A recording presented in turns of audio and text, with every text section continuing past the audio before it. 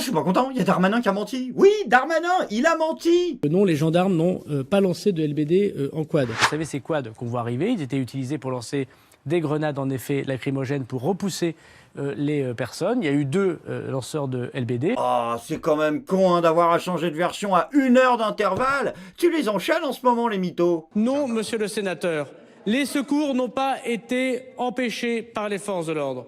Oui, monsieur, mais écoutez le SAMU, regardez le SAMU des Deux-Sèvres qui le dit lui-même. Je sais que ça vous ferait plaisir de penser que les gendarmes souhaitent la mort des gens, mais ce n'est pas le cas. C'est le médecin du GIGN, monsieur le sénateur, qui a fendu la foule alors qu'il a été harcelé par manifestement vos camarades d'un jour. Mais vous pouvez hocher la tête, c'est extrêmement scandaleux ce qui se passe.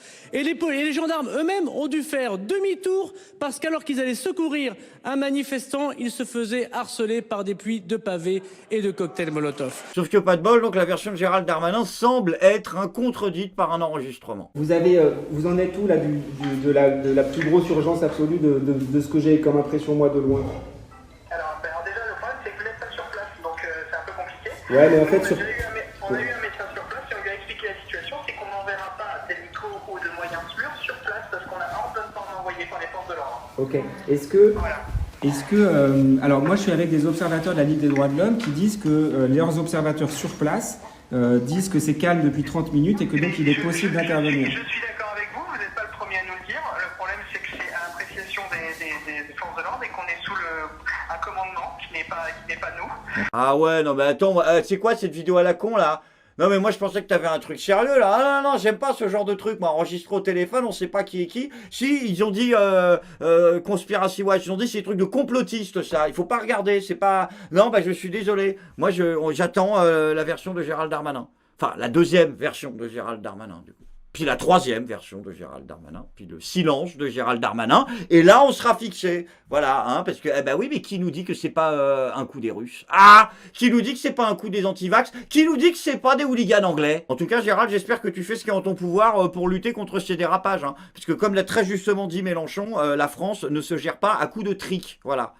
Bon, par contre, c'est bien évidemment moins vrai en ce qui concerne Gérald Darmanin, hein, et particulièrement dans le cadre de sa vie sexuelle. Mais il condamne, hein, Gérald, attention, hein. Non, non, non, non, non, je veux dire, en plus, il condamne et il explique, oui, Gérald Darmanin, il a expliqué que les violences policières ont lieu individuellement sous le coup de la fatigue. Non, mais là, ça devient grotesque, quoi. Franchement, vous me fatiguez. Oh! Non, il a raison, ça part. Non, je déconne. La réalité, c'est que là, en fait, il y a l'Iran qui est en train de demander à la France d'écouter ces manifestants. Gérald, c'est comme si DSK était en train de te dire, vas-y mollo sur les meufs. Vous êtes allé tellement loin dans les violences policières que même BFM vous a lâché. Ça fait 2 mois que Apolline de Malherbe, elle vous défonce à chaque fois qu'elle vous reçoit. Hein? Comment ça, elle fait une pause? Des violences, beaucoup de violences, des actes de dégradation, de vandalisme, de saccage à Paris, à Rennes, à Toulouse, à Bordeaux, à Lyon, à Montpellier. Je voudrais qu'on commence par regarder ces images. C'est ce qui s'est passé pendant la nuit à la mairie de Bordeaux. La mairie de Bordeaux qui a été violemment incendiée par des manifestants qui ont mis le feu au porche d'entrée. François Ruffin, moi je vous interroge sur cette image-là. C'est la mairie de Bordeaux. C'est la mairie de Bordeaux. Qu'est-ce qui se passe quand on brûle la mairie de Bordeaux? Arrêtez-vous un instant quand même là-dessus, c'est la mairie de Bordeaux. Et il n'y a pas eu que la mairie de Bordeaux. Il y a eu le commissariat de Lorient qui a été pris pour cible. Il y a eu les vitres de la préfecture qui ont été brisées. À Nantes, c'est des manifestants qui se sont introduits dans le tribunal. Qu'est-ce que vous dites à ça? Je suis contre, mais... Non, j'ai pas dit ça. Est-ce qu'on peut dire mais? Vous n'allez pas me le faire répéter 15 fois. Bon, je pense que ça vaudrait de le répéter 15 fois. C'est la mairie. Hier, une manifestante s'est vue arracher le pouce. C'était une accompagnante d'enfants en situation de handicap. On ne connaît pas encore les circonstances. La vaste majorité des Français, j'imagine, ne souhaitent pas ces violences. Quand on manifeste calmement, au fond, il ne répond pas. Est-ce que vous faites partie de ceux qui disent, bon, bah, du coup, c'est aussi pour ça qu'à un moment, la violence sort? Est-ce que vous appelez à ce que toutes ces violences, tous ces départs d'incendie, 170 départs d'incendie sur la seule ville de Paris cette nuit, est-ce que vous appelez à ce que tout cela cesse? Est-ce que vous reconnaissez que la police aurait été une cible véritablement? La mairie d'Abbeville a été envahie pour la première fois depuis peut-être la Révolution française, après la motion de censure. Ce que je veux dire, c'est que... Vous le regrettez? Non, je ne regrette pas du tout. Parce que ça c'est... Vous savez, tout ce qui se passe... Quand vous citez la Révolution française, vous vous dites que ce serait peut-être pas mal que ça revienne? Mais vous ne répondez pas à ma question. La très grande révolution. Vous ne répondez pas à ma question. Si, je vous ai lancé 3 fois, mais vous n'avez pas répondu. Et il parlait d'insurrection, de désir d'insurrection. Est-ce que c'est aussi ce que vous avez constaté? le fait que ça dégénère en forme de violence. Est-ce que vous partagez cette inquiétude? Vous dites que vous appelez au calme, mais l'avez-vous fait plus tôt? Est-ce que vous aussi, vous vous dites pas à un moment, on a peut-être une part de responsabilité? Que ce texte passé par le 49.3 a tout de même une légitimité constitutionnelle? Vous avez évoqué tout à l'heure la Révolution française, je vous ai relancé 3 fois, vous n'avez pas répondu, je vais vous relancer une 4e fois. Souhaitez-vous une nouvelle Révolution française? Ah oui, effectivement, elle est en grève là, Pauline, en ce moment. Mais ça marche pas comme ça, Pauline. Hein. Tu peux pas les défoncer pendant 3 semaines et ensuite faire un gros suçage de boules de 50 minutes. Ah bah si, c'est ce qu'ils nous font toute l'année, ces connards. Donc pardon, autant pour moi, désolé Apolline, c'est comme ça que ça marche. Mais bon, c'est quand même malaisant là. Hein.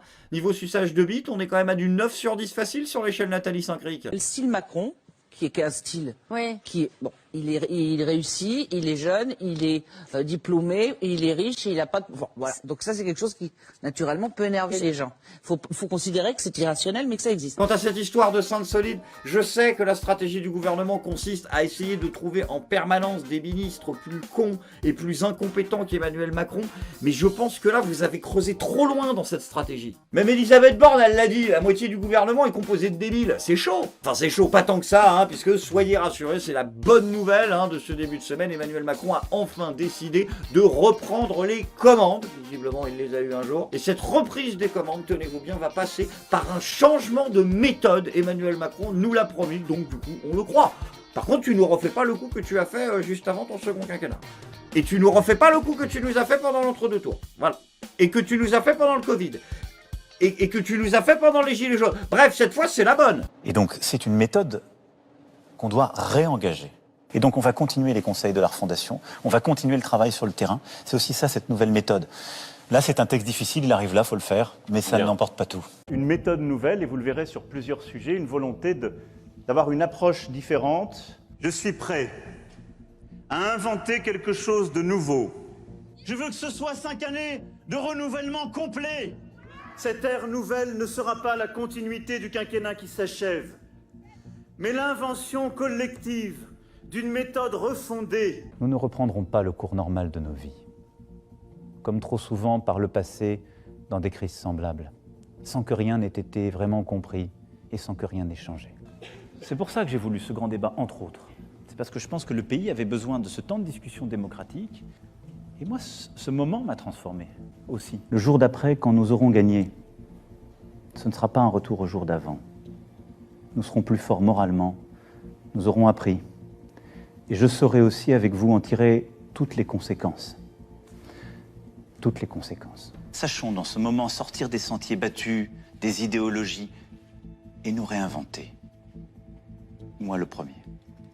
Ce projet pour le pays, c'est pas changer de cap, de destination finale, qui est d'avoir une France forte, indépendante, dans une Europe autonome, et au fond que chacun puisse vivre mieux. C'est de changer de chemin pour y arriver. Après, on va pas nier qu'il y a un vrai changement de style chez Emmanuel Macron. Bah, on a tous vu la même interview, je veux dire, il l'a fait en direct en plus, son changement de style. Un coup il a une montre, un coup il en a plus.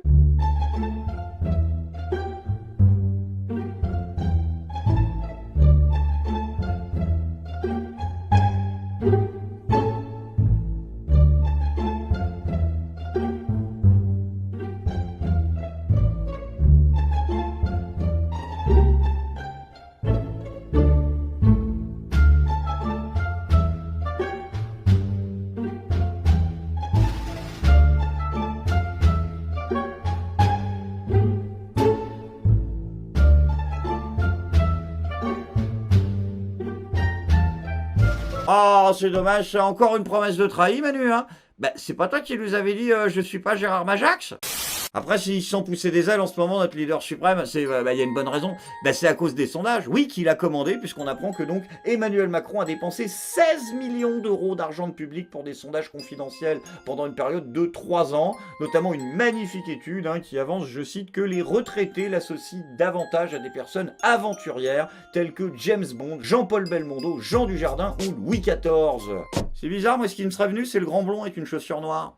Sans transition les amis, c'est maintenant le moment de la bonne nouvelle du jour, à l'heure où le gouvernement est contraint malgré lui de mener jusqu'au bout cette réforme des retraites. Eh bien soyez rassurés, dis donc, une bonne nouvelle arrive puisque en effet 3 à 4 milliards d'euros par an supplémentaires vont être récoltés désormais par l'État français suite à des soupçons d'une fraude fiscale gigantesque touchant les principales banques de ce pays. Ça tombe vraiment bien parce que c'est à peu près la moitié de ce qui nous manque selon vos calculs pour financer la réforme des retraites. Oh bah dis donc, puis ça tombe juste avant les négociations avec l'intersyndicale, la vie est bien faite. Oui, parce qu'Elisabeth Borne va recevoir l'intersyndicale. Par contre, Bayrou et Franck Riester ont assuré que les 64 ans ne seront de toute façon pas au programme des négociations. Voilà, donc ils vont recevoir des gens trop tard pour leur parler de trucs qui les intéressent pas. Jandek là, vous avez pas l'impression qu'il faut lever le pied un peu? Vous êtes parti mais tellement loin dans le chaos social. Même François Hollande, il l'a dit. Il accuse Macron d'avoir exacerbé les tensions. Je suis tout à fait d'accord avec toi François. Et je te jure que si je chope l'enculé qu'il a lancé en politique en le nommant ministre, franchement, je le regarderai droit dans les yeux et je lui dirais je suis pas content.